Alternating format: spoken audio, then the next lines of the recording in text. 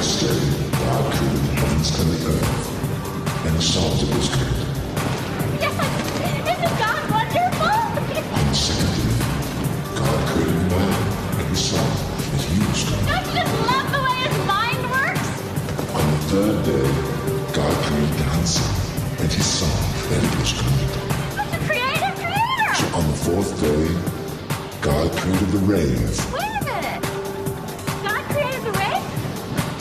I didn't know that! and the people started to dance. Welcome back to Boys Bible Study. Prayer, love, unity, respect. We are your youth group leaders who show up to the Sunday meeting wearing our cat in the hat and saying, hey, you can rave without drugs. We've got God. As always, I'm Ash here with my co-hosts, Scott and Julian. and we are here to talk about a very special episode of one of our new favorite shows, Touched by an Angel, which we've reviewed in the past. Last week on our bonus episode about Walker, Texas Ranger, we said that in order to understand America, all you need to watch is Walker, Texas Ranger and Touched by an Angel. Rosetta Stone. Yes, truly, of American culture. We're back to back with an insane episode of Touched by an Angel where the angels go to a rave and take ecstasy. So we decided to bring on a special guest to help discuss this episode with us. Returning guest to the show, and also one of my best friends who I go to happy hardcore raves with as much as we possibly can in Los Angeles because it's very fun. Our friend Woodrow White is back. Welcome. Hello. Hey. Great to be here. Yes, welcome back. We had Woodrow on several years ago. You sat in with us and discussed the insane cult Christian musical 20 Minutes to Go. 20 minutes to go. So much love we will know. Oh, the time is so close. Only 20 minutes to go. 20 minutes to go. Yes, which she recommended to us. Truly, I think one of my favorite things we've ever watched for the show. But this one is great to have you on because it's about the rave. It's about the intersection of Christianity and rave culture. You do many things. You're an artist. You work in animation, but I know that rave music and culture is a passion of yours. I love it. Can you describe your fascination with rave culture and what that means to you? Yeah. I love the... Punani.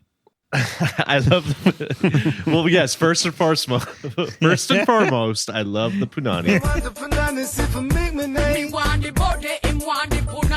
But I love the psychedelic nature of it. I love all the bright, vibrant colors. I love how kind of like timeless it all feels. Yes. In a way. It's very future based and it's like very utopian, and I think we all need that. And it's wacky, it's very cartoonish, doesn't take itself too seriously, and the music's great. It really is. And the cool thing is, like, so we get to see a rave in this episode of Touched by an Angel, which we'll get into in a sec. But I think one thing that's cool is when people are thinking about rave culture, what that visual means to you and what you're seeing, which to me is like, glow sticks, candy bracelets, all the shit that was in movies about raves in the 90s and 2000s that we saw when we were kids. I feel like what people are really seeing is happy hardcore raves. Mm-hmm. And that has become like the catch-all like visual for what rave culture means. But to us, it means happy hardcore, which is like our favorite music. But I don't know. It's kind of a shame because like that is such a powerful type of music, and that's what everyone associates with rave culture. But happy hardcore, I feel like does not get the love it deserves. It doesn't. know? It doesn't. Yeah. Especially like, you watch all of these because you and I, we love to watch rave themed movies together. Yes. We've pretty much seen almost every one of them. I feel like we have. Like, there's probably a couple on the list that we haven't gotten to. But, There's a few, yeah, but you watch these, and every time there's the rave scene, the music's not right. And this Touched by an Angel episode is no exception. Like the visual, like they get close with the visuals, but like the music, you're just like, what? They would not be playing this. I know. It's so funny. Yeah. Oh, speaking of rave movies, so yes, Woodrow and I went through a phase where we were watching as many rave movies as we could with some friends. Even worked on the initial stages of a rave film podcast, which we ended up getting really busy and not like doing a bunch of episodes like we planned. But I do hope that we'll get to drop some of that one day.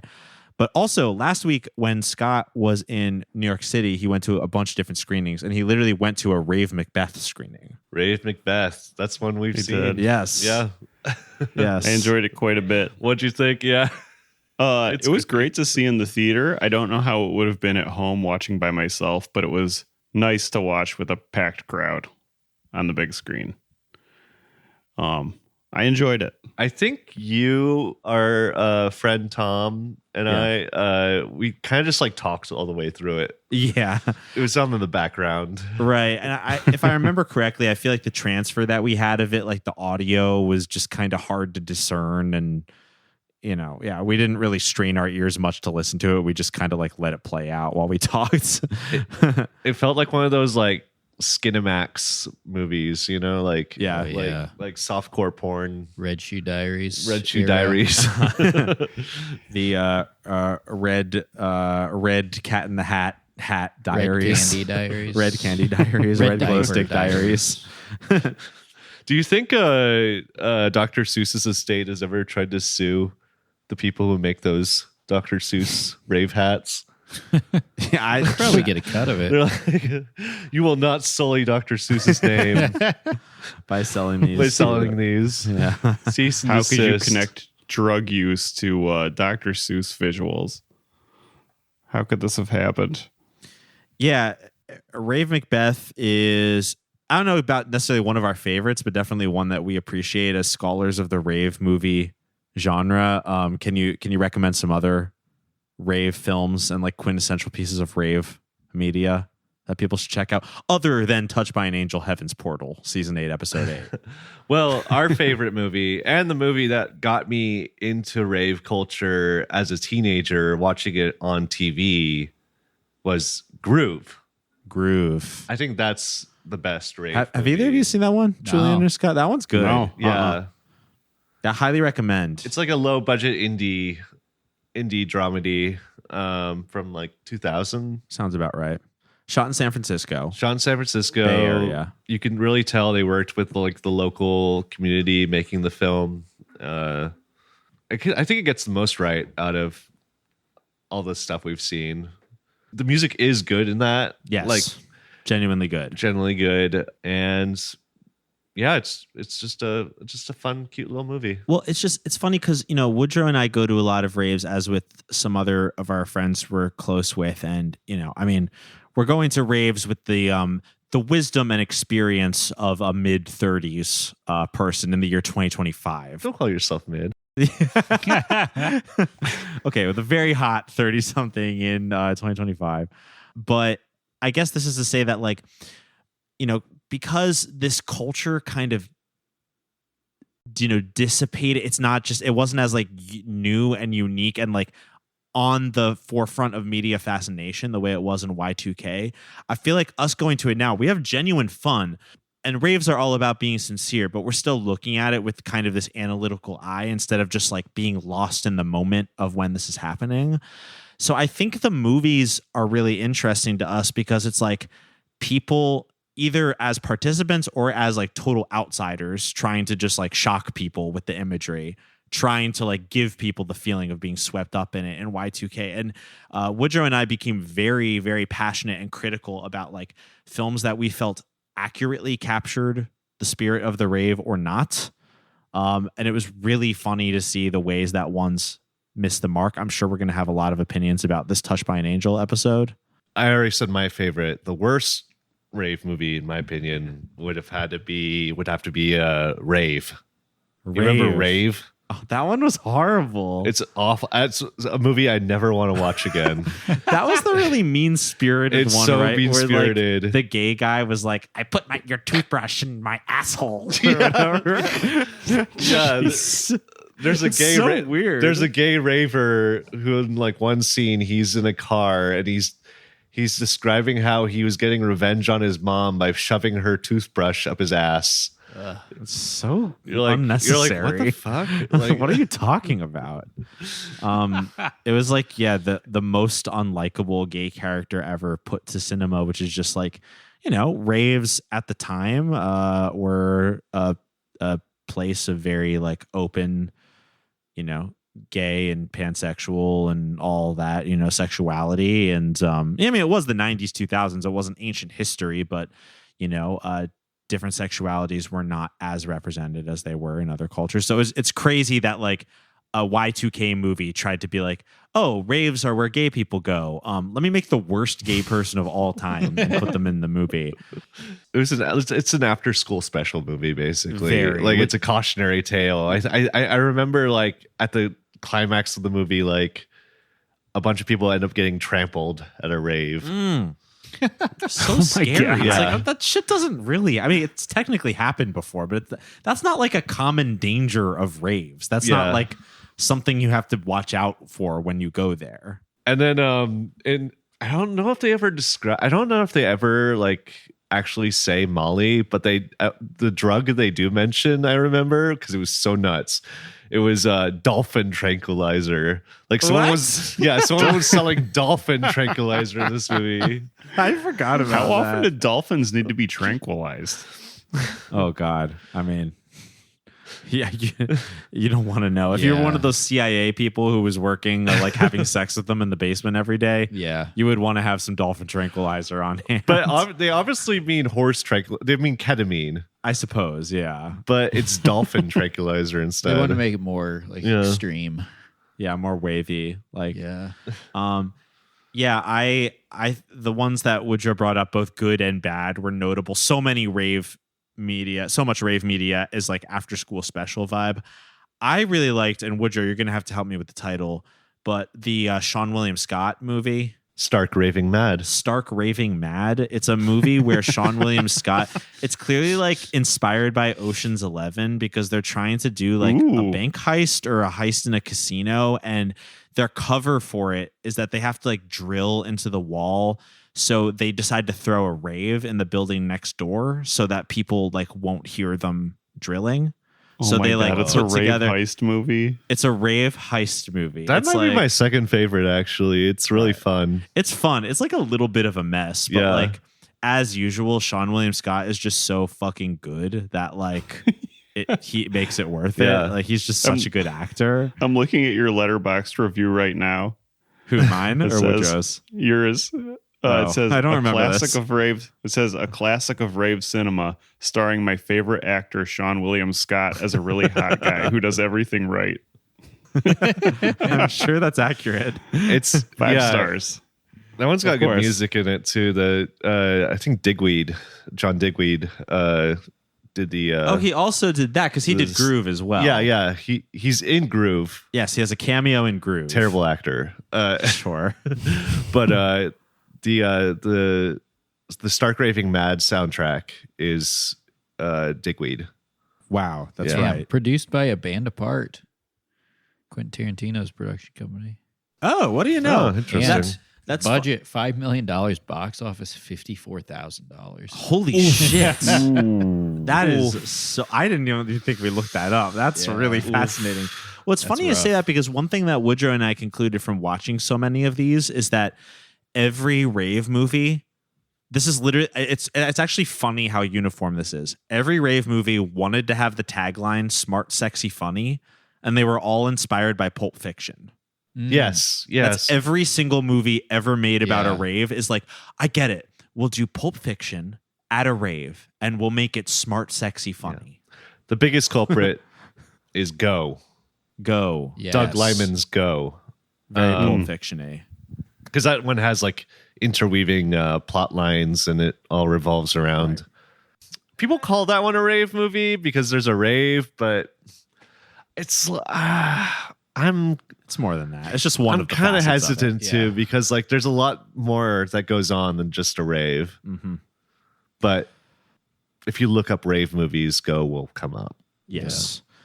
So that brings us to a piece of rave media that Woodrow and I did not find during our initial obsession with it, but now we, doing Boys Bible Study, found, and that is Touched by an Angel, Season 8, Episode 8, Heaven's Portal. I was pretty stunned when I think Julian was reading the descriptions to this, just to Season 8. Through episodes. Because I think all three, including this, episodes of Touched by an Angel we've covered have been in Season 8. Yeah. Which is when they just were like... TV series. This is like Twin Peaks The Return, but for... Yes. For Touched by an Angel. But for menopausal Christian women. Yeah. It's a show that asks the question, what if you were touched by an angel? What if? What if you were touched by an angel? What if angels were revealed to be real and directly involved in your day-to-day life, and you can talk to them in the physical realm, and basically nothing about how you view the world changes, really? I feel like I would have a complete nervous breakdown. Characters in this show are just like, you're an angel? Okay.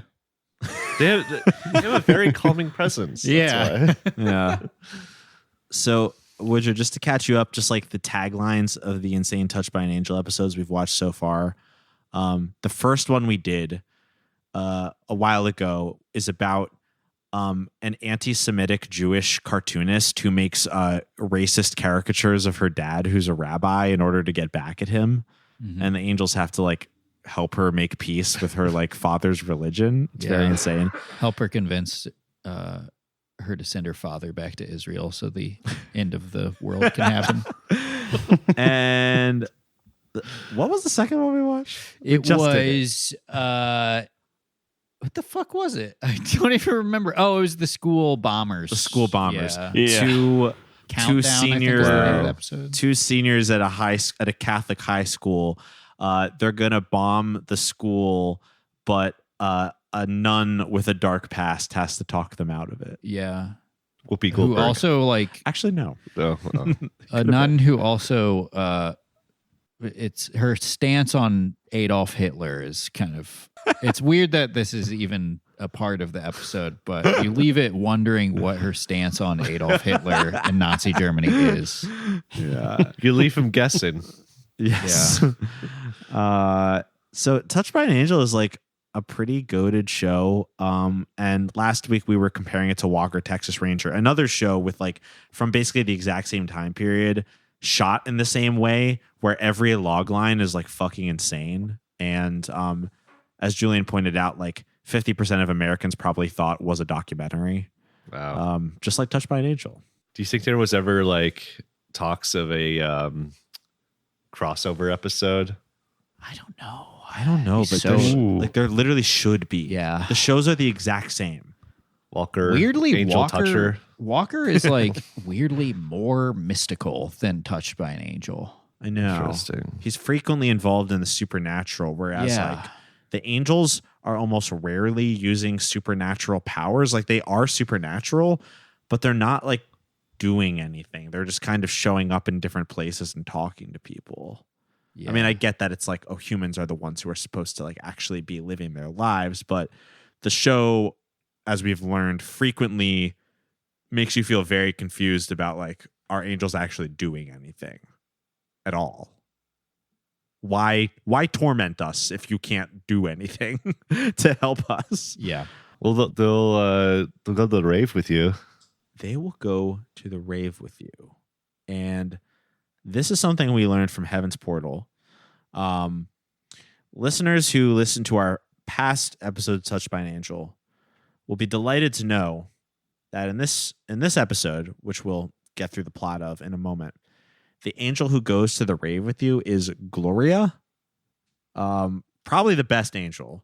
Yeah. They introduced her as a new character in season 8. And her thing is that she's a new angel. And so she has to learn about life on Earth with the more experienced angels who are like teaching her. Oh, okay. All right.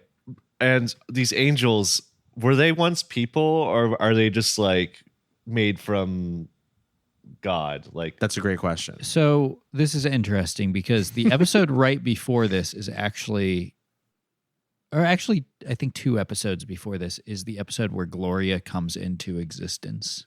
Right. And she sort of comes from thin air out of, as the result of some sort of subverting a scientist's plan to clone Einstein using her own womb. wait. Maybe Say we that should again? maybe we should cover this Say episode that in the again? future. What? There's an episode that's all about cloning and a scientist trying to figure out who to clone. Should it be a little boy whose grandfather didn't have a good enough life, so he travels across the country to make a personal appeal to this scientist who, as far as I know, the only scientist in the world who has the ability to clone a human, and she seriously considers cloning either this little boy's grandfather, who's his little league coach, a married couple whose daughter passed away tragically, or Einstein. You can only choose one? She can only choose one, and she's gonna have the baby that herself. she's going to have the clone of Einstein herself. Unfortunately, it is revealed to her that Einstein, upon finding out the horrors of the atomic bomb, made a vow that he would never live again. This is True revealed story. through time traveling, and this is an episode that's a very heavy on the angels having sort of interdimensional powers, and then from that, because of this, it's literally like leaves fly through the window and circle in like a tornado, and then Gloria appears. I don't know why this is the result of them stopping Einstein from being born again. But that's how Gloria came to be, and she's basically like IQ 0 as soon as she shows up. So this is the next episode. There's a horrible like Oklahoma City style bombing that they have to reckon with the aftermath of that, and Gloria's like learning what like a stuffed animal is. And then this episode this one has a stuffed animal in it. Exactly, yeah. Yes, it So the does. previous episode they had this adult woman who literally who's like below, like sub Nell levels of IQ. And in this episode they task her with being the babysitter of a 17-year-old boy. For some reason, they think she's the most qualified for that. So that's why she's asking all these questions about, like, why, what is a rave? What is ecstasy? All this stuff. I'm still trying to wrap my head around the cloning scientist. It's quite simple. I mean, Who is he? Is it Yakub? it's not Dr. Yakub, no. And that scientist's name, Dr. Yakub. It's actually a lady from The Sopranos. Yes. Whoa. It's one of Tony's Gumars in the later season, the one who works at Oh. I think Gloria is her name in Holy that. shit. I thought you were about to tell me it was Dr. Melfi. No. That'd be so sick. I'm going to clone Einstein, Tony. Yeah. But the good thing about Gloria being in this episode is that Gloria actually has the IQ of the average raver. Yeah. So Yes. it's which is something that, listen, God bless their hearts. By the way, I have many raver friends who don't fit this bill. And they too stupid to figure out how to listen to a podcast, so we don't have to. Oh yeah, I'm about them not, hearing not this. worried about getting mean raver DMs, but How many ravers does it take to play a podcast? if you go to a rave, you may meet some folks with the same IQ as Gloria. Yeah. I'm just gonna put it out there, and they're very nice people. Some of them. Do you know why they're like that? I have a couple guesses, but It's because they're angels. holy shit. Wow. Never put it together. Yes, the Angels go to the rave. I mean, Touched by an Angel would not be a good piece of Y2K media if they didn't cover raves. I remember when raves were in the news. I was a precocious kid. I read every like magazine, newspaper that was around me, and I remember reading like an article in Time magazine that when I was like 9 years old. That was like, teens are going to raves and they are taking ecstasy and they are dropping dead. Yeah. And I don't know. I mean, it's drugs, like shit happens, but as time goes on, we've learned that that's not usually what happens to you when you take ecstasy. In fact, it's pretty awesome. It's maybe my favorite drug. Definitely my favorite, like, quote unquote hard drug. There's a reason why they call it ecstasy. Yeah. 'Cause that's pretty much all you're going to feel. Until you wake up the next day, in some people's cases, and pray to God that someone will walk into your bedroom and blow your head off with a shotgun. And hope that feeling goes away after a few hours. You'll want to drive off a cliff. Yeah. When you see the Literally sunrise. drive into the sunset. Yes. Yeah. It's possible. It can get pretty dark, but I feel like generally, my own personal experiences, I'll just have a week where I'm just like, well, I'm never going to be happy again, but that's okay. It's even the next morning, honestly, it's not that bad. Like the way it's depicted here, it's like This is pretty night and day. severe. Different Yeah. people are like Julian. What you just said you experience, I have never experienced that. in Yeah, my I think life. it's just up to the individual. I've felt pretty empty sometimes, but never super low. I have felt flat and like unimpressed by life for like a day or two afterward. yeah. I have had friends report to me. I have a friend who told me a couple years ago that he decided he would never do Molly again because it just made him too depressed afterward. And it was just like he felt severely depressed in the Yeah. days following that. It happens, and you Dang. know.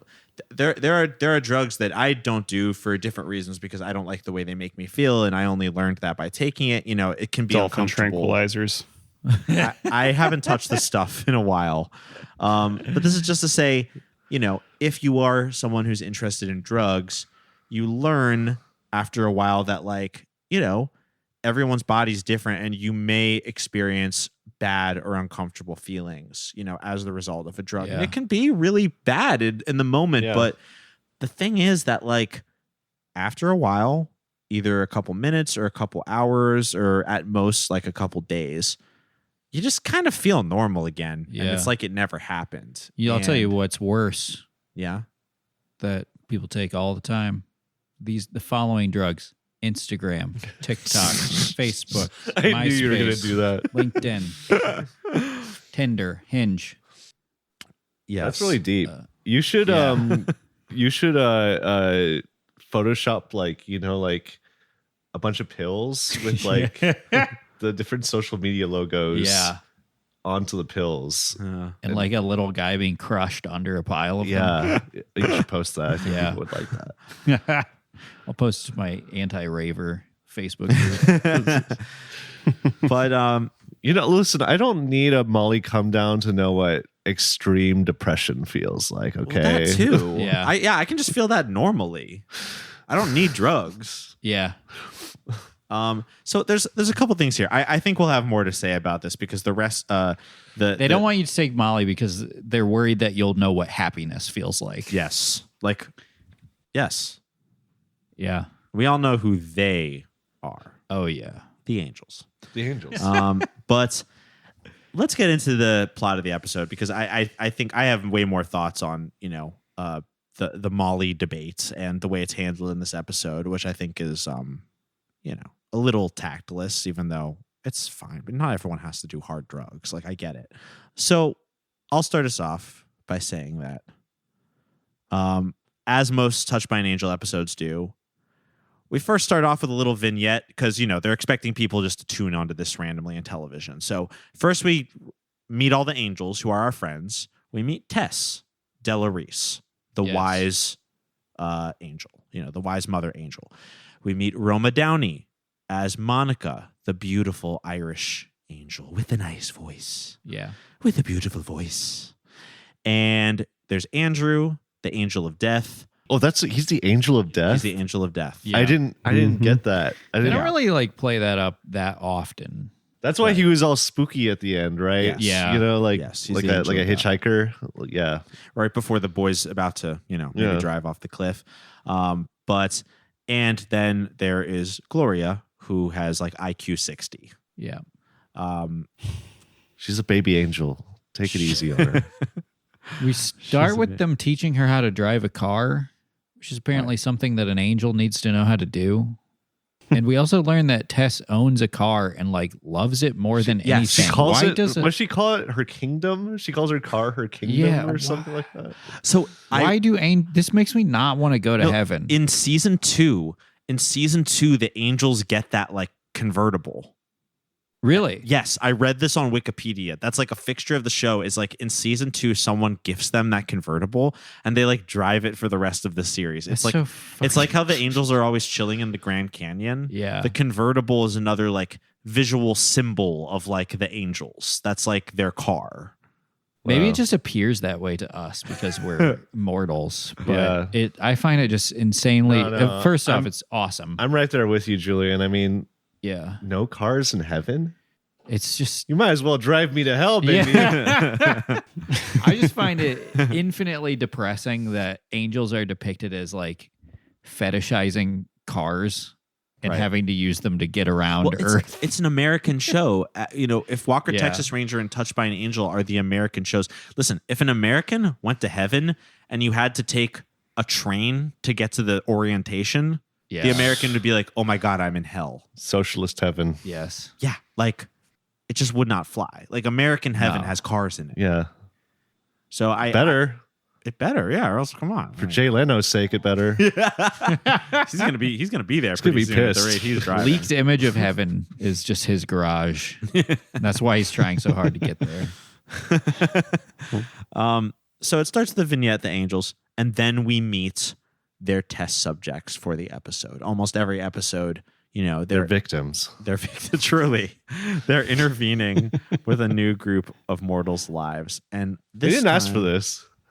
Literally, no. In some episodes, like a mortal will pray, will be like, "Lord, send me some help," or whatever. In this episode, they just found a slightly dysfunctional family. Yeah. And we're like, let's inflict ourselves upon these people. Yep. And, what's the family like? They're going through some troubles. Parents Mom are wants to fighting. work. Dad wants to work.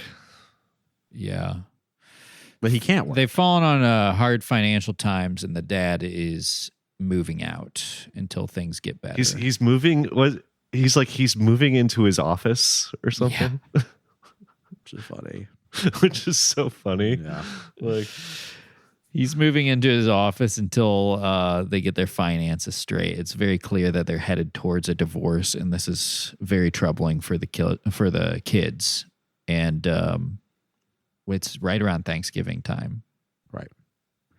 a time known for peace amongst family members, and everyone being happy to see their family members.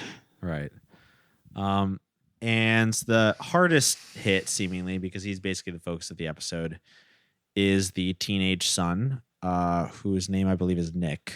Nick, yes. And hey, listen, we all have our different ways of coping with stress in our life. Nick wants an escape, but what he wants is to go to the rave. Yeah. Smart kid. Smart kid. I mean, like, it was the late 90s. He was obviously curious about it. This is 2001. Oh, true. Yes. This is- in Yes, fact, season Pre eight. 9/11. Right. In fact, this is. I'm looking at this right now. It says episode aired November 24th, 2001. So Oh, God. right post around 9/11. Wow. Thanksgiving. Wow. And yeah, this kid. I get it. 9/11 just happened. Your dad is moving into his office. Yeah. Like, At the World Trade Center.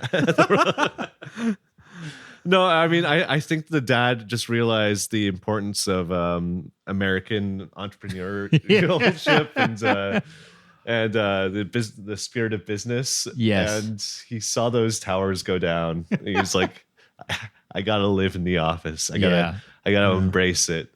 Yeah. If he wanted to stand guard. Brought a rifle with him in case any planes flew by.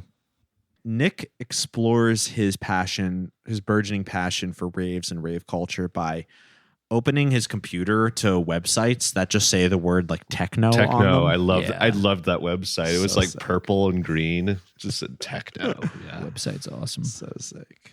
And he likes that music. It's also in the driving scene. They make it clear that Gloria also seems to be interested in rave music. Yeah. While she's driving, she wants to listen to music, and she puts on a pulsing trance song. Yeah. Which we hear again like 2 minutes later because Nick's playing the same track. And it's like, take me to heaven. It kind of sounds like Bloomchen. Bloomchen. Yeah, you said that. Yeah. I think it's true. It's actually like Test. probably the most accurate rave music you hear in the entire episode. Mm-hmm. Yeah, because of its tempo and its production style. A lot more than the stuff we hear later at the rave. Yes. And Tess did not like it. Tess did not like it. She says, that's not music. It's noise when she puts it on in the car. Watch out! Tess, you seem so tense. Here, how about some music? Help you relax.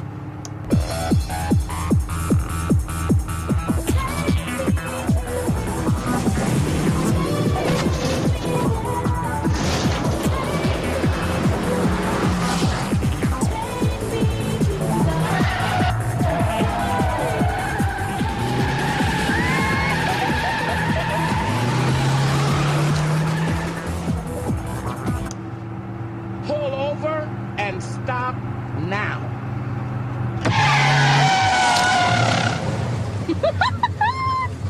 That was fun!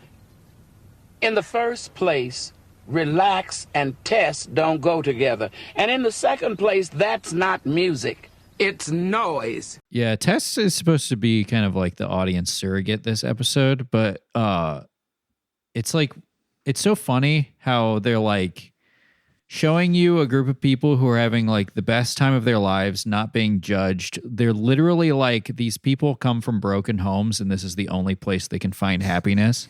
But it's her like saying that and like just frowning at the end of it. And like my favorite part is when she shows up at the rave and they're like, all these people are on drugs having the time of their lives. And she's like, well, I'm not on drugs and I'm not having any fun. And we're supposed to be like, get their asses, Tess. That's yeah. It's like, so fucking don't go. So don't go, bitch. Yeah. Back to fucking heaven. You stupid ass car. Yeah. Or just take drugs. Come on. But it's actually Exactly. It's funny to see the roles that like, you know, the angels, and this happens in every episode, like the angels slip into different roles and they're like our Greek chorus, you know, experiencing the human world with us through their eyes. But like in this episode, yeah, Tess is like anti-rave. She's like, this is noise. My favorite line of the episode at the rave is that boy sucking on a pacifier. Oh, that's right. I noted that. Yeah. But Andrew, the angel of death, he's like full of facts. He's like, these kids are taking ecstasy. It releases the serotonin in your brain and makes you feel really good. Yeah. You know, Roma Downey's just being very, very beautiful and Irish. And Gloria, of course, is just participating, you know, completely non-judgmentally. She's just thrust herself into the human activity. Yeah. Gloria is, I feel like, the most qualified to be an angel in this episode. She's actually experiencing human life with this troubled youth, whereas Tess is like extremely judgmental, which I guess is what God is supposed to do. And she's a security guard at the office who's like just telling this dad to like get his shit together. And Roma Downey plays the couple, like the marriage counselor who they go to one session with. How they even fucking get connected with her? I know. I don't know how. Every episode, these angels just become like key figures in these people's lives within like 12 hours of meeting them. The divorcing parents have one session with Roma Downey as the marriage counselor, and then she shows up to their house for Thanksgiving the next day. Yeah. Where's the professionalism there? I know.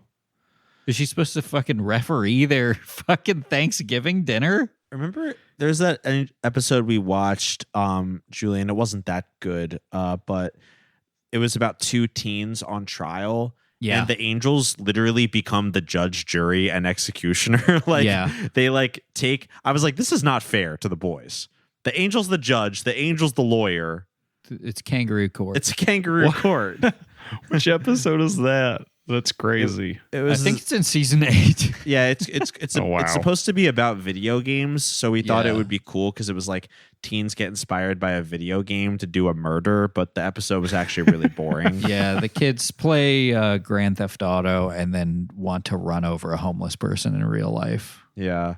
And every time you run over somebody in the game, there's this voiceover that just goes 1,000 points. 1,000 points. 1,000 points. It's very funny how the angels pop in. Lots of family drama. It's kind of boring. Yeah. The fun stuff really starts, of course, when Nick, tired of it all, he's been degenerating. He starts smoking pot. And even though he's grounded. That's right. Like the mom just walks in the room. He's just like casually smoking pot. And Right. she's like, is that marijuana? And he just kind of like rolls his eyes. while he's looking at a computer with Well, the word he techno doesn't even written turn. on He it. doesn't even turn Yeah. around. He just like rolls his eyes and keeps browsing. I mean, these It guys was are bold. bad. Yeah. He did not give a shit. They kind of really didn't go back to the marijuana either. No. No, I mean they reference it, as like it's a cry for help. The fact Yeah. that he's even like interested in drugs. They had to represent it as a gateway drug. And I feel like they couldn't A linger portal, on if it you because will. they were about A to portal. they were about to introduce the absolute worst drug you could ever do, which is Right. ecstasy. That's a good point. You're The- right. yeah. It's so funny because like most drugs ruin your life and they're like focusing on a drug that could maybe make you feel bad for like 2 hours after having the best night of your life. Right. The Yeah. angels don't care if you drink alcohol. Okay. Which is objectively a much, much worse thing for your body. Yes. This is a very interesting discussion. I think it's one that we've like lingered on the show before, but I like it in the context of this episode. So in this episode, as we're about to reveal, Gloria actually takes ecstasy and experiences it. And at the end, she's like apologizing to God and to the other angels for doing this. She regrets her bad decisions. What I want to know is doing ecstasy a sin? And if so, why? It seems that like moral judgment from an ultimate power is very consistent with what like mainstream society thought in the late 90s and early 2000s. It's crazy that heaven has been around for all of eternity. And maybe that's why this show takes place in this time period. The angels, like all through time, were like waiting for ecstasy to be invented so they could warn us about it. But it just seems really weird that like the angels have seen everything and they're still just like doing ecstasy is a sin. I mean, God puts the serotonin in your it- brain. your body has serotonin. Yeah. Just like Maybe it's just letting it 'cause- in a little more. right. Maybe it's because it's this external outlet that you come by to receive like those feelings rather than like searching for that within yourself. Like it's a shortcut to nirvana, which is like considered a no. Like yeah. I mean, I that makes God doesn't like when you work smart. yeah, exactly. To work hard. I mean, that reasoning definitely makes sense to me, like from, I guess, a touched by an angel perspective. I mean, I think the thing that I have to acknowledge, I am pretty libertarian when it comes to drugs and drug culture. I, for the most part, think that people come to drugs for many reasons, some bad, some good. And some drugs are worse than others, and some people can handle them better or worse than others. But I'm still pretty libertarian about them. But I get what this show, I get why raves are the subject of after school specials to an extent. And this is something that Woodrow and I have talked about a lot after like being at raves and stuff, is like you meet like kind of lost souls at these places. Like when you're at a rave and it's like 5 a.m. plus, that's like goblin hours. Yes. Like you look at Yeah. like the people It's who are demon left time. and like the way everyone's acting and like just the way everyone is, and you're like, this is like eerie. Like this is like crazy. It makes me think of like what it was probably like to live through like the summer of love where like Yes. a generation looks back on it and is like, oh, it was all just like fun and stuff. And then like, if you were actually there, you'd just be like, wow, this is like, I'm watching like 15 different rapes happen right now while some like couple is like strung out on heroin, letting their baby like eat grass. Yeah, the Joan Didion perspective. Yeah, I get why people need to be warned about raves to some extent, because people get one-shotted by them. Yeah. They take the 6D serotonin demon. They meet the 6D serotonin demon, and their normie brains can't handle it, and they get one-shotted by it. But the thing about drugs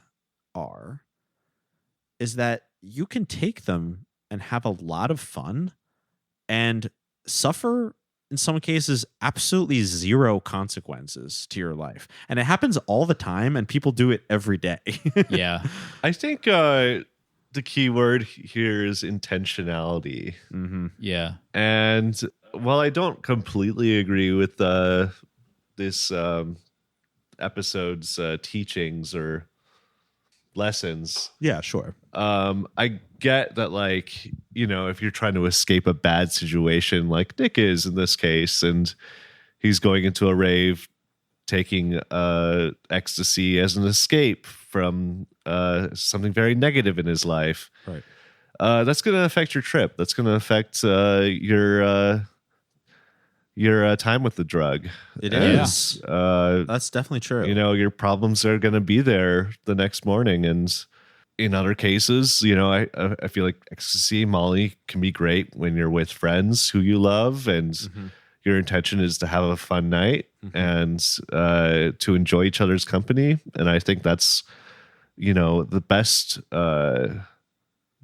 way to do that. Yeah. And yeah, like this episode shows, like if you're like just, if you're really fucked up emotionally and you go to a rave to get away from it, to get away from your suffering, that's going to creep back in, you know? Yeah. It's sad though, because they see a boy looking for an escape from a broken home, and they like say, you trying to escape your broken home, which is solely the fault of your parents, like not being able to deal with their problems, is like a problem within itself. Like you need to go back there and like be helping your parents get back together. I mean, they do kind of say at the end of the episode, like they are very like, and you can be like a point of energy for in your family. Yeah. And yeah, I mean, it definitely is kind of like shifting the focus. I think another factor here too judgmentally is that Nick is like, what, 17? Right. Like, Yeah. that's too young to be I going would to a not rave recommend and taking ecstasy. No, like, I would not Yeah. recommend teenagers be taking ecstasy. I think that you shouldn't be allowed to do anything until you're 30. And that's including Go off. raising the age of consent, voting, serving in the military. Right. Basically, you should have a window of like 30 to 38, and then everything is illegal again. Right. yeah. And then in 39, you have to go to a 12-step program no matter what. Yes. And like you have to quit everything that, because honestly, that kind of dovetails with what I was going to say, which is I do think, though, being a libertarian about drugs, is that I basically think that the more emotionally healthy that you are just in general as a person probably means like that you'll have more fun on basically any drug you do. I mean, not everyone, you know, everyone goes through different troubles, and, you know, you can never have like perfect mental health. There is no such thing. Yeah. But this is just to say that, like, yeah, it is good to warn people, like, if you take the pill that makes you happy because you feel like you have nothing to live for in your life and you want to feel happy from the pill, it's not going to work. And yeah, it is going to feel really, really bad when it wears off. I think that is a good message for people, but there's also this like really cynical viewpoint, especially from like Tess, that feels like they're basically like saying like, how dare you try to have fun while you're going through difficult times? Mm-hmm. And that's like what, I mean, I shit on this stuff a lot because it's funny to do it, but like the same thing with like, fucking Ram Dass people or whatever. Yeah. It's just like, a lot of the criticism feels like it's like, how dare you try to like transcend life's problems? You should have to suffer with the rest of us. How dare you seek pleasure? Yeah. Yes, that's what I have a problem with, because I have always been like a fun-loving and fun-seeking person in my life. And, I work really hard and like do all these other things, but I am someone who enjoys life's pleasures, a bit of an Epicurean, if you will. And I just feel like there's so many voices in society, not just Touched by an Angel, but fucking everywhere, that are miserable people saying like, how dare you try to do something fun? Yeah. And that really fucking pisses me off. I hate that shit. At the risk of sounding like a freaking woke leftist DEI goon. Sure. It's like life in capitalist society, and I can only speak to that because I live in one and I love it. Is like just basically being in an abusive relationship, and all of society is trying to be like, you can't escape this. Like, where would you go? And like the second you try to find some sort of outlet that's like separate from that and like fun on like a spiritual level, there's so many voices, like you're saying, that are just like, what the hell are you doing? You shouldn't be doing that. Like, don't you know this is dangerous? Don't you know it's dangerous to find joy in life? Yeah. You need to come back here and like start cleaning up around the house because your dad has to live in the office because your family doesn't make enough money. And let's not talk about why that is. The important thing is you shouldn't be taking drugs to feel good right now. Along those same lines, too, they're avoiding the very obvious message that's right there for the taking, which is that when you do this stuff with friends, it's a lot more fun and safe. Because I actually think it's fine for a 17-year-old to do ecstasy if they do it with friends and they have like a plan in the going and they're going in to have fun and just have you their wait little till your daughter community and hears have this fun to episode. each other. I'm going to clip this for your daughter and send it to her and just say, do not open for until you're an adult. Do not open for 12 years. I think one of his first mistakes is going to the rave alone. Right. Yeah. Yeah, but he was meeting up with people. But he doesn't go the guy in the diaper and the angel girl. That's the thing. He doesn't go to the rave alone. Gloria goes with him, and that should be the point of the episode. That should be like that's why God sent Gloria to sit on the baby or whatever, because she because he needs a friend more than anything else. Babysitter. I can't believe it. You brought this on yourself. It is an odd word, though, isn't it? As if I would sit on a baby, which I wouldn't. Like, and the ecstasy can still be fun. The dancing can be fun, but he needs a friend. That's why he wants to go there, for peace, love, unity, and respect. Something you get from good friends. That is such a good point, Scott. And I think that the episode, to its credit, it acknowledges some things about rave culture. It acknowledges like there's a girl there, and the angel of death is like, she doesn't even take drugs. She gets high off the music or whatever. And like this girl's there. Everyone's clearly autistic. We didn't know what that was back then. Just kidding. We did, but not just. Most people didn't self-describe as that back then. People would just say you were touched by an angel. That's what they called it back then. But so I'll give the episode some credit that it acknowledges that not everyone at a rave is just like a drug degenerate. But it's really funny how they paint the experience of going to a rave. It's like you go there, everyone's instantly your friend and like compliments you and gives you angel wings, which, by the way, that's extremely true. That actually does happen. Yeah. That shit literally happens. Every time any of us go to a rave, we're always like, oh, and then this girl gave me like a bracelet. And then I talked to these people for like 2 hours for some reason. And then whatever. It's actually fucking fun as hell. But who was the lady? What was her name with the girl with the angel wings? Was her name like Princess or something? Was it like Celeste or Celestine or something? No. Celestine, like the prophecy. Celestine, like the prophecy. Yeah. You will meet Celestine. That actually is very accurate in this episode. When you go there and like there's a guy in the Cat in the Hat who's like, we're all connected here. And then there's a girl who's like, you're an angel. My name's Celestine. Here's my wings. Yeah. That actually does happen. What is that? An angel. Angels don't have wings. My name is Celestine. You know, like the prophecy. Can I give you guys a hug? I will say they got the look right, the costuming, and just the overall vibe of the rave right. Like visually speaking, music was ass. Yeah, but visually speaking, they got it right. I will say, and maybe this is just because of like time having been like have the years having gone by and like cultures having changed. I think rave culture, like for the most part, has remained the same because, like I just said earlier, it's not that it's like nostalgic, but rather it's timeless. It exists in another realm. My point being is that I have never seen anyone with that Cat in the Hat at a rave. Actually at a rave. At a rave, yeah. I think that's like one piece of rave culture that's kind of like gone away.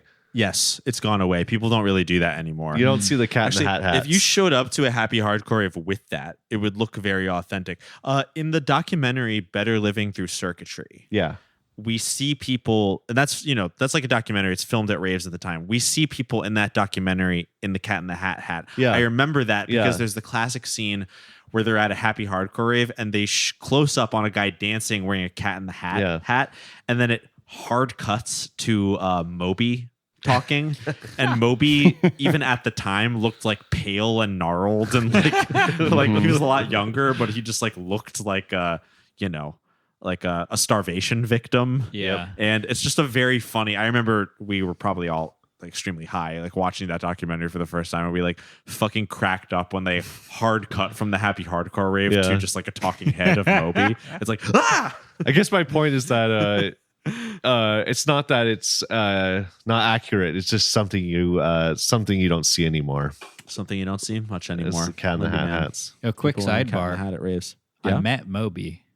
What? Going to a show at the Echo, and was it like looking in a mirror? Kinda. But I heard this guy asking. He was like, so this is the Echo, and then where's the Echoplex? And like the person he was with was like, oh, I don't know. And I turned around and I was like, oh, the Echoplex is downstairs. And it was fucking Moby. And then I read an article like 3 days later where it was like, I forget what publication it was in, but it was like asking Moby about his favorite spots in LA. And he like listed like the Museum of Jurassic Technology. And like, I think he said like, I like to catch a show at the Echo, but it was just like, I cannot believe they're like interviewing a guy who's lived in LA for like 2 weeks about like his favorite like, spots. Motherfucker, you don't even know where the Echo is. I told you. And these are not like hidden gems. These are like the fucking Rolling Stones played at the Echo recently. Grammy winners, the Rolling Stones. Yes. I just want to shout out at the Grammys the other night. Both the Beatles and the Rolling Stones won Grammys. Oh, hell Isn't our culture horrible? What? Oh, come on. It's 2025 and the Beatles won like best rock record and the Rolling Stones won best rock album. These are things that I hear about and I'm like, you know what? Maybe like fucking Department of Government Efficiency is not like such a bad idea. Yes. Maybe we do need to have some major fucking cuts. And maybe to we our don't life. need to vote it in. Maybe Congress Yeah. doesn't need to vote it in. It just kind of appears. We can't Cultural trust these people to gerontocracy. censor themselves. No. We have to have an outside I think the force. Rolling Stones, they shouldn't be lifetime appointees anymore. They should have term limits. Yes. I think Rockstar should That's have insane. term limits. But anyways, that's When I aside. turned on my TV the other day, the on the front page of Roku, there's like 4 different spots for things to be advertised to me. And it was Minions 4, Toy Story 4, Spider-Man Homecoming, and The Penguin Show. And I just feel like that's along the same lines where it's like, that's how many times will I see these things? We need Until the day reset. we die. Forever. We need a reset. Yes, we need a hard reset. No more IP. They call Mick Jagger the Nancy Pelosi of rock and roll. They both have pockmarked skin and a sneering face and In the rack. ooh. And they do insider trading. I assume so. I don't know about Mick Jagger. Anyways, the rave in this movie in some ways is quite accurate. Yeah. You will meet people like that there. Yeah. But here's what I was getting to earlier. A really funny thing about this movie, which has not happened personally to me at a rave. later on, they're in the chill out room and they're all coming down from their highs somehow. Which by the way, 30 minutes just go after taking Molly. This Molly was kind of mid, honestly. Yeah, the Molly was. I would not want to be It caught. was like an hour later. They're already They're like, oh my god, I'm gonna die. Yeah. It's like, okay, you did not take. I don't know what you took. look But, at what they laced that with. no, for real. And listen, not by the way, not smart. He had to like drive himself 40 miles home. Do not do that. Don't Yeah. drive on Molly. It's nice to live in the Uber age, I will say, and have my own money and not be a 17-year-old. Yeah. Runaway. But it was really funny when they were at the chill out room, and the guy was like, I just feel like I should apologize to my parents or whatever. And then another raver out of nowhere is like, parents? Why would you even bring up that subject? Like, We know people like that. actually, yes. There are people, But not out at the there like rave. that. I've never Yeah. said something like, oh, yeah, like me and my mom, blah, blah. And like someone just comes out from around and is like, why would you talk about your mom and ruin my good trip? I'd be like, what? I should have left a note or something for my parents. Parents? Man, why did you have to bring up that subject? That doesn't happen at raves. Yeah. That's, I would say, not accurate. The chill out rooms are a real thing. Yeah. That was like Yeah, we need that was the most bleak chill out room I've ever seen. Absolutely. Like they weren't even playing like chill music in there, Right. and it was too dark. Too dark. Yeah. Everyone's talking about. I remember this techno rave I went to. I've never been back to this venue. It was in Boyle Heights. It was huge, and the chill out room was like this like kitchen. It was like the kitchen of a warehouse, and there were all these huge like rolled up carpets everywhere, and so we were all sitting on like rolled up carpets. And there was like big industrial sinks that we were like getting water from. It was very strange. It was cool. I went there a long time ago, like in 2015 or something.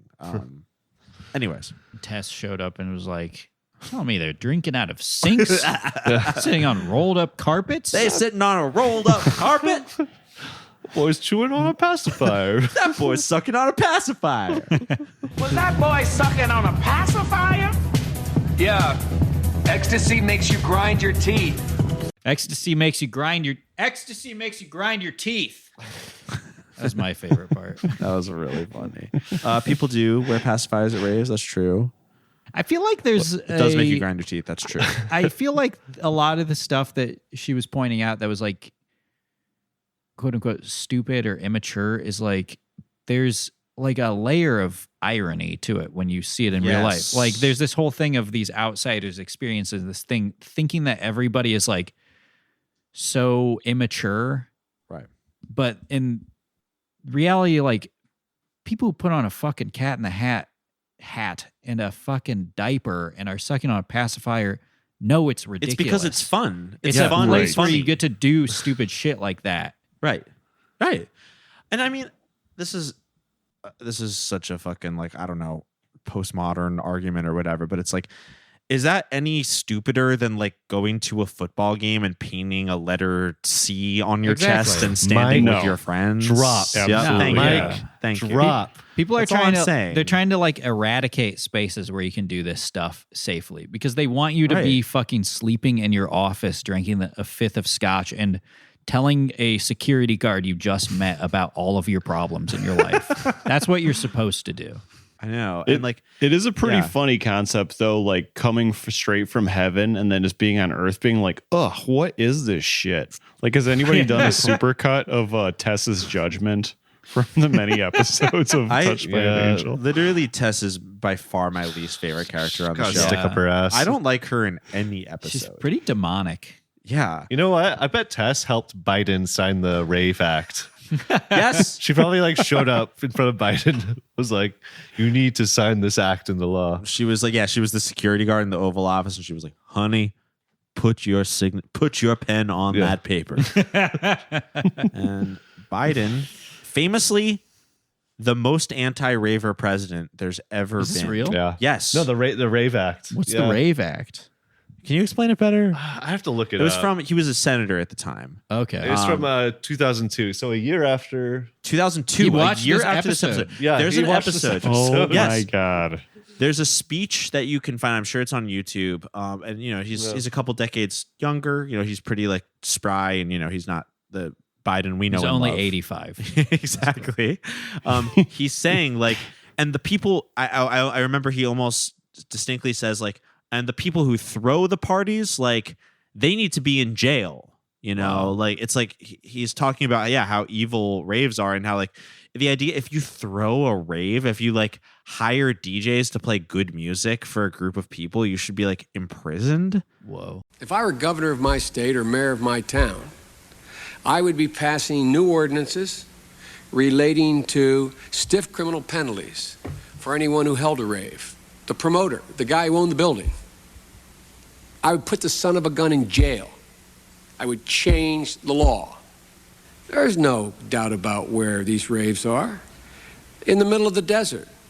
Arrest the promoter. Find a rationale unrelated to drugs. How am I supposed to vote for this guy? Yeah. I tried to tell. You did twice. I did not. Don't put that on me, my friends. I've got good news for you. I did not once vote You for wrote the him most in. anti-raver. I wrote him in when he wasn't running. It's true. I wrote him in I'm writing him in 2012. next I was an election. early adapter.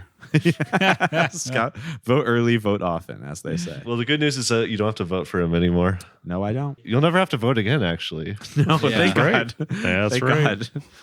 God. Yeah, everybody's upset. Oh, Trump's going to be president forever. No more elections. It's like, I've never heard somebody be like, oh boy, a presidential election is coming up. Exactly. This is the kind of abusive culture we live in where we're Exactly. like, oh, I hate elections. I hate election season. Oh, it feels like they're campaigning all the time. Yet the second a guy comes along and he says, I don't want you to vote ever again. Everybody's like, no, don't take away my presidential elections. I love them so much. Right. And listen, he's a guy from New York, so he probably does not mind a rave, unless, of course, you're using it to cover up a bank heist happening yeah. next door. One of the most destructive uses of the rave. They've crunched the numbers and found out how much money was lost from What? like banks and shit every rave. That was my impression of Trump finding out that the Trump towers have been robbed after What? a rave. What? Anyways, to Heaven's Portal. Yeah. Oh, it's cool that the rave in this episode was all like God and heaven and angel. Yes, Yeah, that was yes. sick. The flyers were accurate. Yes, they were. Yeah. They were. Very well thought out for an episode of Touched by an Angel. They did. I honestly think there was research done for this Yeah. episode. No, it certainly wasn't perfect, and there were some things about rave culture spiritually that I think they got really wrong. But there were actually some things I thought it looked really good. Yeah. As Woodrow said, the music really was really bad, and some of the just the dialogue and the ways people acted there was fucking ridiculous. Even though some of it was honestly dead on. Yes. Yeah. They That's what's- mentioned I they hate to mentioned map admit. points. They mentioned map Yep, points, which map is points. a real thing. What's Right. Matt Point? That's when you go to a location to get the directions to go to the rave. Yeah. Yeah. That's why you only give out the address of the location to get the directions. Yeah. So let's say, just a way for cops not to find the Yeah. location or something like I didn't that. start going to raves till later in my life. I think too. because of that, because Yeah. that sounded so stressful to me at the time of like going somewhere and then having to get directions to another place. In my head, I'm just like, well, you're never going to fucking get there. I mean, Now I'm scared of the angels at the rave. Yeah. honestly, God, imagine you were coming up on Molly and you just see an angel in the corner going, Shaking I'm their not. head. I'm SMHing. Yeah. For those of you who can't see it because it's radio. If you've ever been to a rave and see someone like not dressed for the occasion and they're kind of like shaking their head in the corner at you, that's an angel. That's an angel. Yeah. It's And an possibly undercover the angel of death. Possibly. Possibly. Tess takes ecstasy. No, sorry. Gloria takes takes that. Yes, ecstasy. Gloria. We have to talk about this. Which reminded me, this is the second time I've watched this episode, and every time I think about La Fin du Monde. Le Fin Absolute du Monde. La Fin Absolute du Monde. The fictional movie from the John Carpenter Oh, Masters yes. of Horror episode. Yes. where they like rip an angel's wings off on camera. And here we have an angel taking ecstasy on camera. And I keep like every time she does it, I'm like, I feel like the world would end. Yes, I had the same like. I'm just like, I feel like there's gonna be like some kind of fucking Evangelion style, like everyone just turns to like liquid because of an angel took ecstasy, or like fucking Berserk when he lets the little egg thing touch the pool of blood, and like the apocalypse happens. That's what I think is gonna happen every time she puts the ecstasy on her tongue. It's like Googling Google. Yeah. It's like you're just gonna cause the internet to implode. You don't want to do that. I had the same like sort of like cosmological questions when seeing an angel take ecstasy. Yeah, I feel like the universe would be born. Yeah, but the fact that it also that she's like this immortal soul. Yes, and ecstasy affects her. Yeah, in the same way it affects humans. Yeah, right. It felt strange. It felt this is an entity who was born from a whirlwind of light and leaves 2 episodes earlier. And she takes ecstasy and nothing happens. She has a good time. Giving an angel ecstasy feels like something like the CIA did or something. Like an angel chained up in the basement at Langley. Like there's a there's a document that it just says like it's all blacked out and then it says angel and then the rest of it is blacked out too. That's what Ted Kaczynski saw when he was a part of MK Ultra. Let him down that path. If anything, it's like a ringing endorsement of ecstasy. That's a drug so powerful it affects humans and angels the same. Wow. Yeah. Like that is some fucking cosmic shit. Also, like this is an another epic show. question is like, is angel serotonin any different than ours? Also, like it sounds like a black market drug, like angel serotonin. Like, oh yeah, yeah. You want to get real fucked up, like. Smoke some of this angel serotonin. I'm texting the drug dealer. Can I get some angel serotonin and some dolphin tranquilizer? Dolphin tranquilizer. It's the only way to come down off angel serotonin.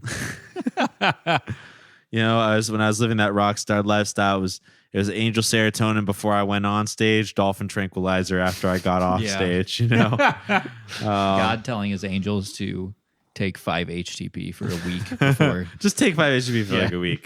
That's what the angel of death should have said to Gloria. But so to set up the ending of this episode, they do a little foreshadowing at the rave because they're already coming down off their Molly, and Nick says like, I think this ecstasy had some speed in it. And then the one girl was Celestine. like, oh yeah, Celestine was like, oh yeah, my girlfriend died because of speed. She came down from it and she like jumped off Eagle Rock or whatever. Which was like, okay. First of all, Eagle Rock, these people lived in Los Angeles, and that's they literally City of Angels. What Julian says about the writer's strike, which is like the writer's strike was protesting that like people couldn't make $400,000 a year to just like look at the name of the city next to them and just write it down in an episode. But or like Topanga from Boy Meets World. Right. They literally like, they're like not even, they like wake up for 2 hours a day and they're like, Topanga, and write it down. And then everyone loves it. And then they're like, here's a bag of money enough to live on the rest of your life. And now they're like, why would you take this away from us? My favorite is that Disney cartoon, The Proud Family. There was a girl on it named La Cienega Boulevardez. I actually thought that was That's funny. pretty genius. That almost feels like a parody of Topanga. That's pretty genius. Like that show is good, but it's also funny that they're like, ecstasy is bad for you. It's a very dangerous drug, and then they're like, well, it has to be like deceptively laced with speed, right? For it to be bad For it for to be you. bad. Well, isn't ecstasy usually like, we've had Molly, but ecstasy like technically is like MDMA laced with like, it's a combination. Yes, ecstasy. Correct me if I'm wrong. But you know, ecstasy refers to pressed pills of MDMA and an upper of some kind, and the makeup of that can change from batch to batch. That's why there's all those fun, like there's the ecstasy pill that's shaped like the Eraserhead baby, etc. There's like batches that people make with different formulations. Molly is allegedly, if you actually get it in this case, pure MDMA. You know, I tend to prefer Molly. I like the press pills too. It's just, you just never quite know what you're going to get. Molly's a little more reliable if you have a reliable source, but it's just funny because that they're like, speed made my girlfriend jump off of Eagle Rock. Okay. Sure enough, later in the episode, because there's one idea that's been introduced, so it has to come back. When they're driving home from the rave, Nick's parents have found him at the rave and they're chasing him home. Where does he drive straight for? But for Eagle Rock. Yeah, he's 17 and he's worried his parents are going to ground him forever. Yeah. Obviously, he's got other stuff going on in his head, but I thought that was really funny to be like just on the verge of legal adulthood and like the worst thing you can think to happen is your parents grounding you for like 6 months.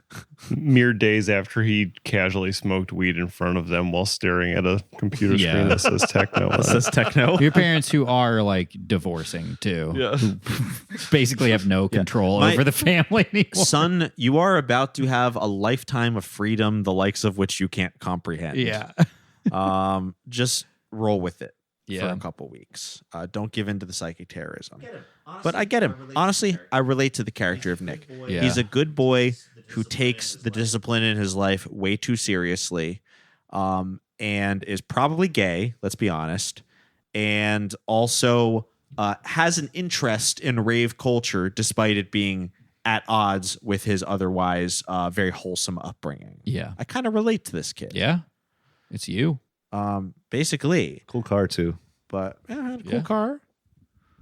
In the final scene, he's right about to jump off of Eagle Rock when like drive off. Yes, to drive off of Eagle Rock in his cool little VW Beetle.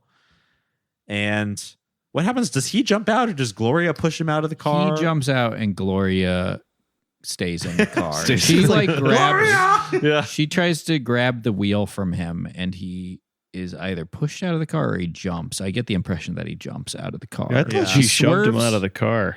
It happened so Yeah. fast. He swerves out of the way of the angel of death. Right. Tampering it once again. Yeah. Which is also weird because it's like the whole idea of the show is that these angels come to Earth and help you come to these conclusions on your own. But that never happens. They're so directly involved and manipulative. There's like no way anybody actually learns a lesson from this other than the fact that angels are real and will control your life. So I don't know. Does anybody remember what the context of was? Gloria Nick saying like, "I'm so depressed," and Gloria responds, "What if God was depressed?" Oh yeah, That's or was it Tess. Tess? Oh, that's Gloria Tess. in the doesn't say that. office. Tess says that. Yeah, that line, that exchange was so fucking funny. Yeah. It's like, I can't help my family. I'm so depressed. And Tess is like, what if God was depressed and like couldn't like show up for his kids? Like, you got to show up for your damn kids. And then the crowd screams. Well, he's obviously depressed. He's sending angels to do his work. Yeah. And the dad responding, "God doesn't have to live in the real world. I do." Wow. Which is really profound. Who do you think you are? I know who I am. I'm an angel of God. Don't be afraid, it won't hurt. You're an angel. Yes, and don't make me spend too much time getting you past that. Because we have a lot to cover. And your family's in trouble. Please, I'm depressed enough already. What if God was depressed? What if he turned his back on his children every time things didn't go the way he wanted them to? God doesn't have to live in the real world, but I do. And I can't survive in it if I don't have a job. Also, I feel like, what if God was depressed? I'm pretty sure God was fucking depressed when he made the earth and we have to suffer all the consequences of it. Yeah. Yeah. Well, he slept all day on the seventh day. You know, you wouldn't do Sad. that unless you were depressed. I also, just a detail I really wanted to point out was I really loved how, like, after Gloria flies off the cliff in the car, and like Nick is really disturbed because he thinks his new friend has just died, and like Monica runs up and is like, oh no, she's fine. I mean, she is. We the audience know she's fine because she's an angel, but like he's like, no. And they're like, no, she's fine. Hey, go over there and hug your mom or whatever. They just like don't give a fuck. They're like, this bitch could just like hit the ground and she's okay. I like it though that like we see her emerge from the car. It's not So that funny. she just like disappeared. It's that like she's in the car. She experienced the full impact of that crash. Came out unscathed, but like was there like at the passenger seat. Yeah, and she can experience ecstasy, so I feel like she can experience the pain of her like having a Coyote and Roadrunner style accident happening to her. That's her part of her learning experience. I think so. And It must be so adrenaline fun. experience. It must I be so know. fun as an angel to get fucked up on ecstasy and then like drive a car off a cliff. Just get to like watch it first person. If you were an angel, you'd be doing that shit like every night. Come on. I'd be doing that shit. Yeah, Heaven's Portal.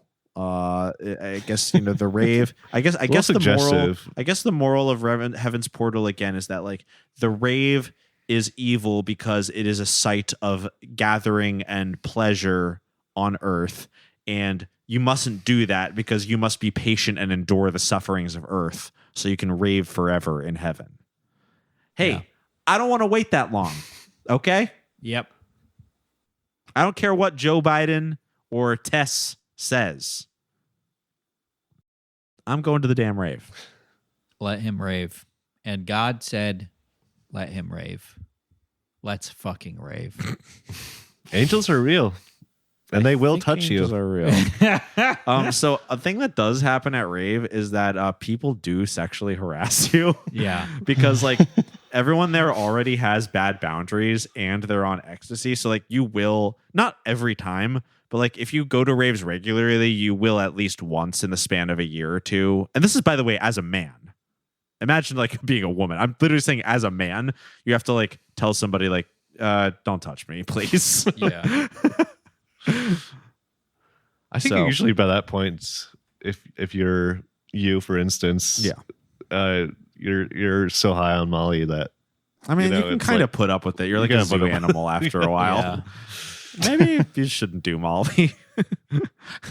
Maybe I end this episode being anti-drug after all.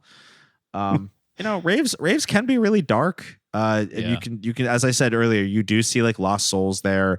I've seen people have to go to the hospital I've seen the ambulance pull up, like me just having fun with my friends, and then looking over and seeing the ambulance pull up and take like a girl wearing like like huge boots out like in the back of a stretcher. It's dark sometimes. Like where people go to seek that kind of like losing your inhibitions and senses, and that it's is where the we site go of to darkness. experience all of life's highs and lows. I know. in one evening. But I think that we should be free to seek that out. It's human nature to want to seek those things out. If God didn't want us to, it wouldn't be an option. Yeah. It's free will. It's called free will, baby. Yeah. I think God would want us to hydrate. God wants Stay you hydrated at the rave. Yes. Stay hydrated. As Genesis PRH says in Better Living Through Circuitry, don't mix drugs. I just will always remember that scene because she looks dead at the camera and she's like, don't mix drugs. And she's right. Yeah. It's good advice. So we're doing pretty good on time. Is there anything else we should say about Heaven's Portal before we give it our final rating? There was a really funny scene where the dad comes back to visit on Thanksgiving and finds out the mom has gotten like a 6-figure job while he's in like the 2 days that he's been gone, and she didn't tell him. He just like turns around and leaves. Yeah. Yeah. Meanwhile, half of us millennial men, we're just dying to be stay-at-home husbands. Yep. Keep me like a pet. She's a consultant. She's a consultant. Yeah. And this is the kind of environment that Tess wants this young man to be exposed to. Also, mind you, nobody gives a shit about this little girl who's like 8 years old and also living through all this. She's happy as a clam. Right. And The mom got a job at a think tank working for a huge pharmaceutical company. Yeah. She just loves her. She was working to create a pressed pill to help with depression, but also will make you want to commit suicide. The little girl just likes Harry Potter. That's all we know about her. Yeah. She gives her dad the little Hedwig plushie. Yeah. Yeah. Which, by the way, the angels had nothing to say about demonic Harry Potter. No. That's seen as fine in this episode. But the raves, too much to say. Too much to say. Let's rate this thing. It's getting late. We had a good time chatting about it. What is the official Boys Bible Study rating of Heaven's Portal, Season 8, Episode 8 by Touched by an Angel? How do we rate this, boys? I'm going to give this a pair of angel wings out of a pair of angel wings. Angels don't wear wings, but they do Molly and survive horrific car crashes. They do not have wings. Wow. Imagine there's a car crash in every Christian movie. And I guess the reason is because angels survive those. It's just fun to them. Yeah. And just to reiterate, another example of why this show like explains American culture so much is because people meet these angels and they just are so cool with it because that is what life was and probably still is like for a lot of Americans, that you're just living your day to day assuming angels are real. So it would not be a surprise at all if one showed up and it became like a very powerful force in your life. You just be like, damn, that's okay, crazy. well, I knew this was going to happen. So, well, I think American media at large will have you be convinced that a magical black person is going to come into your life and solve all your problems. That's basically what Touched by an Angel is all about. Yeah. It's an insane show. Scott, do you have a rating? Yeah, I'm going to give this 4 out of 4 angels who have touched me through television.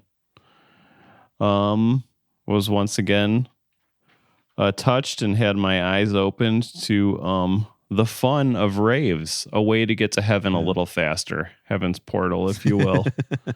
And I want to say, let Gloria rave. How much time has she spent here on Earth? Let her rave. Let her rave. We already know that she will survive the come down from the ecstasy. So have a little fun. And the other thing I want to mention is that these websites, the website that simply said techno on it, and then the Heaven's Portal website, reminded me of a GeoCities / either that or Angel Fire website, where they gave some long spiel, and then there was this GIF of this door opening and shutting really quick, and then it like kind of dared you to click on the door, and it had this music playing, MIDI music in the background that was like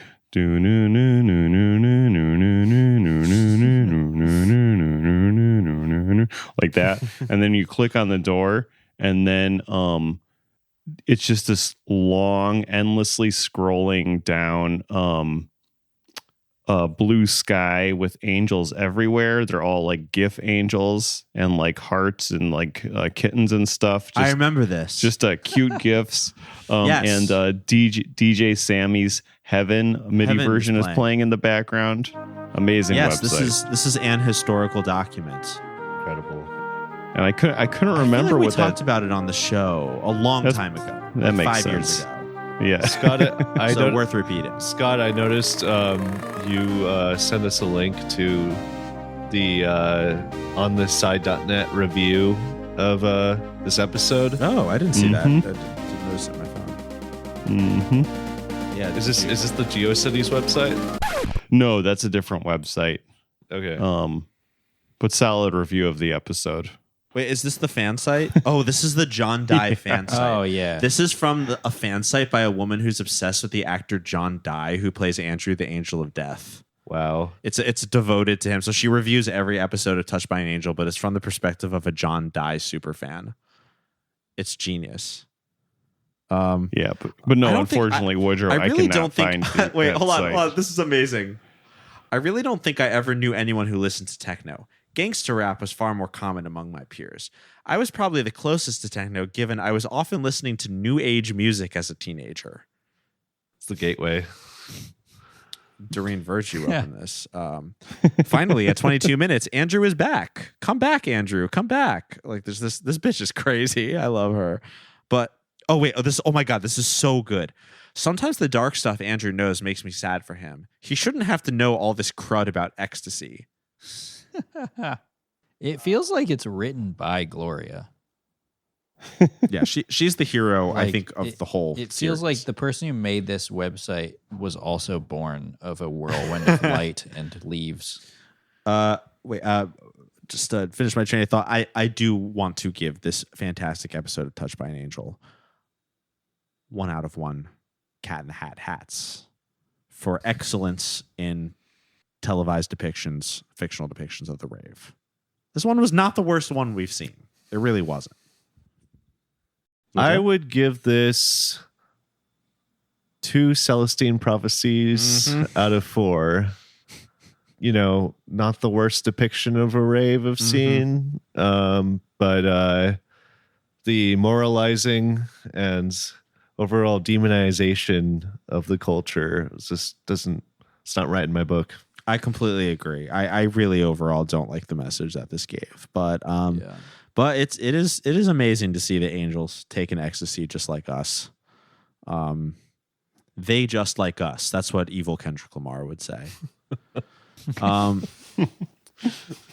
Before we go, Woodrow, I know you are constantly telling me that you're planning to delete all of your social media, but do you have anything you want to plug, share with our listeners? Yeah, I mean, you can find me on Instagram at Woodrow_White. I keep telling myself I'm going to delete it one day, but you know, as of this recording, it's still up. And you have a wonderful Instagram. It's your art portfolio through the years, and it's a lot of amazing pieces. Thank you. Some of which are very, very popular. Some stuff that I've seen replicated in many places around the internet. So everyone should check it out. And check out Woodrow's art if you haven't seen it already. Real quick, Woodrow, are we allowed to plug your other account too? Oh, my meme account? Do you want to plug it? Yeah, sure. I'll plug my meme account. It's Kratom Sandler. Scott texted me a couple weeks ago, like, who's Kratom Sandler? And I was like, Woodrow. He was like, yeah, okay, figures or something. Yeah. I was like pretty sad when I found it. I was just kind of like down, and I just like went, this is so good. And I was like endlessly scrolling through it. It's a good account. Made me very happy. It was very uplifting. It's a good account. Thank you. It's better than all the fucking like 80K follower, like millions of those accounts that somehow exist. Those don't make their own memes. I make my own memes. Yes, all original memes. Original memes. All original content on that page. But I'm not like those thieves. No, nasty. It's nasty work. I've had a lot of memes stolen. No credit. Oh, sad. Yeah. Bummer. Yeah. Sad. Is what it is. And that's in the 10 Commandments. You are not allowed to do that. Yeah. Those people don't take comfort in knowing those people will never rave in heaven. Yeah. Oh, what's our outro song? Tell me. Well, I have to close out the show, but just tell everyone at home what song we're going to play at the end after this episode. We're listening to Angel by Paradise, Cyan Unknown remix. From 2008, which is literally my favorite year for happy hardcore. I'm going to listen to it for the first time with all of us right now. Yeah, I thought of it because the lyrics are literally, "I've been touched by an angel," and you're gonna hear this. You're gonna hear this a lot in the song repeatedly. Yeah, we'll listen to it together, and I'll put it at the end of this episode too. But before we go, as usual, I will say thanks to everyone who generously supports Boys Bible Study, especially on Patreon. If that's not you yet, why don't you check out patreon.com/boysbiblestudy, if only because you'll get access to now 5 years of bonus content. That's stuff we don't release on the free feed. So hundreds of new episodes if you want to listen to all our reviews of Christian films. Also, thank you to our generous patron saints at the $20 tier, Nicole, Marissa, Jeff, Red, and Mark, our angels who touch us every day. On behalf of myself, Ash, my co-host Scott, and Julian, our special guest today, Woodrow White. Thanks for having me. Thanks so much for coming. We would like to say peace be with you. And also with you. Thanks. Oh, it's going to make me quit Zoom in order to. There we go. Is this going? Right. Yeah, I hear it. Can you turn it up at all? It's okay if not. Yeah, that's Is this good? This should have been the Touched by an Angel theme, honestly. Literally, this should be the Touched by an Angel theme. Actually, this is my first time hearing it. Oh my god, this is so good. I think I've heard this before, like in a mix or something. I played it for you. Yeah, totally. Like ages ago.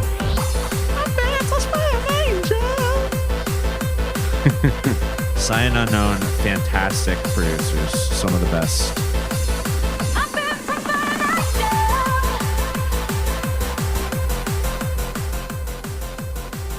This is awesome.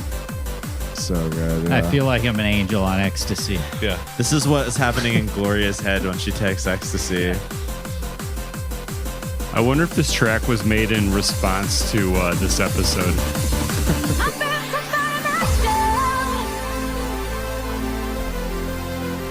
Happy Hardcore is Angel's music. It's like literally heaven's music. Happy Hardcore was created when they gave ecstasy to an angel. And that angel's name was Hixie. And he made... I've been touched by an angel, felt your spirit within, turn my darkness into daylight, lit by fire within. Let your wings take me higher as you free my soul. Divine inspiration is what I feel inside. I wish Della Reese was singing this. Me too. I've watched the sun go down, and I've lived the phantom dreams. And This is awesome. I have to pee so bad. Yeah, no, go for it. We'll keep listening to the song. Also, can't see it listening at home, but I'm currently waving my arm with one finger extended.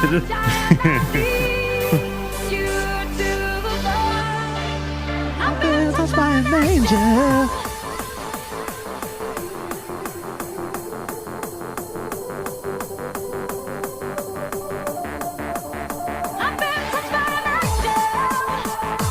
First blood dog.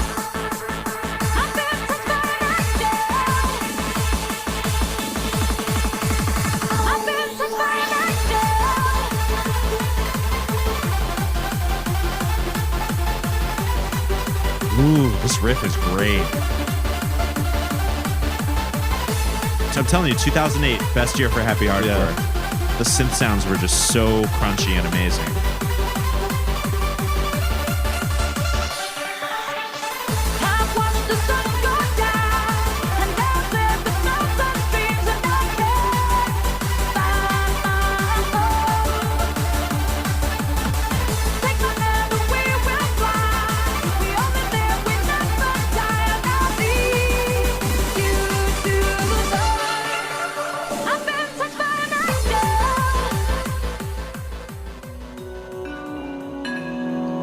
Forgive me, Father, for I have sinned. I feel your love in me, it's coming from within. Oh my God, my devotion is so unwavering. Divine emotions when you enter me. Every day you take me